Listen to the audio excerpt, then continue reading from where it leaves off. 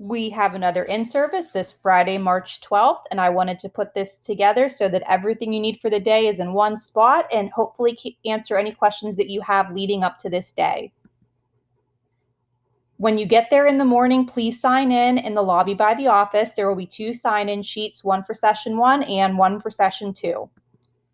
During our allocated faculty meeting time, that 7:35 to 8 a.m. time, I would like everybody to complete our annual PBIS self-assessment. This self-assessment survey is used to gather perceptual data from staff on the implementation of school-wide systems as they relate to the classroom, non-classroom area, and individual students. So once you complete that, Kevin Weber will get that data and those results, and he will meet with us later in the spring so that we can share out results with you and make any plans that we may need to for PBIS for next school year. From 8 to 10, there is PDE required gifted training. The link to that Zoom is right here, as is the meeting ID and passcode if you need it to get in. As a result of cyclical gifted monitoring, there are some areas that we need to engage in training on. Those items will cover things like the referral and evaluation process, development of the gifted IEP, procedures related to writing and monitoring GIP goals, and roles and responsibilities of both general education and gifted education teachers while providing gifted services.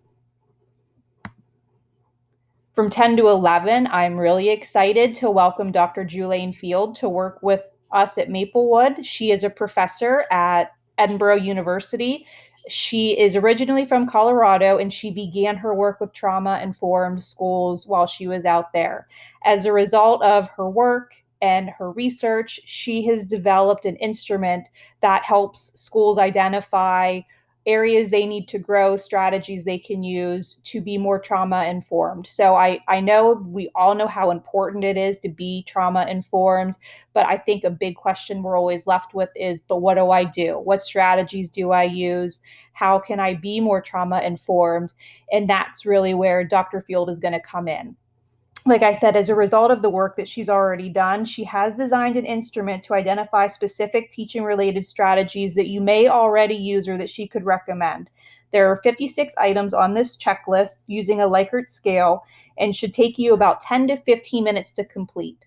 So that checklist is here. You'll take that first, and then at 10:30 a.m., she's going to hold a Zoom with us, and you can just get on there from wherever you are, your classroom. If you're together with your grade level, hop on that Zoom and meet Dr. Field. She's going to explain how she developed the checklist, why she developed it, what kind of information it's going to give her, and she will be back in May to meet with myself and the core PBIS team to go over the results of this checklist and help us plan on some professional development at faculty meetings next school year. So right now we're just gathering information and making a good plan for next school year to find some trauma-informed strategies that will work for us and our kids. The checklist will be completely confidential. She and I, nobody will know who answered what, how you answered, and even if she would use the results of this, she would never identify Maplewood Elementary or anything else. Everything will be completely confidential and anonymous. You have lunch from 11 to noon. For your afternoon session, please sign in again at the office. There'll be one sheet for session 3 that will run from 12 to 3. From 12 to 1, you're going to do a Zoom with Nick Polini from IU5 on high leverage practices. The Zoom link is right here to participate, and there's also some resources that Nick already put together for you. The big thing for this presentation in particular, Nick's going to focus on the Danielson model and using it as a reflection tool for teaching. And then from 1 to 3, feel free to explore the virtual Pete and C sessions that are there for you. There's some really cool stuff. So I know we've been very busy, so take some time at the end of the day, get in there, mess around, look for some cool things that are interesting to you. I'm excited to hear about what you guys find in there. And as always, if you have any questions about anything planned for Friday, don't hesitate to stop in and see me, give me a call, or send me an email so that I can get you ready and prepared and have them answered by Friday. Thanks, everybody.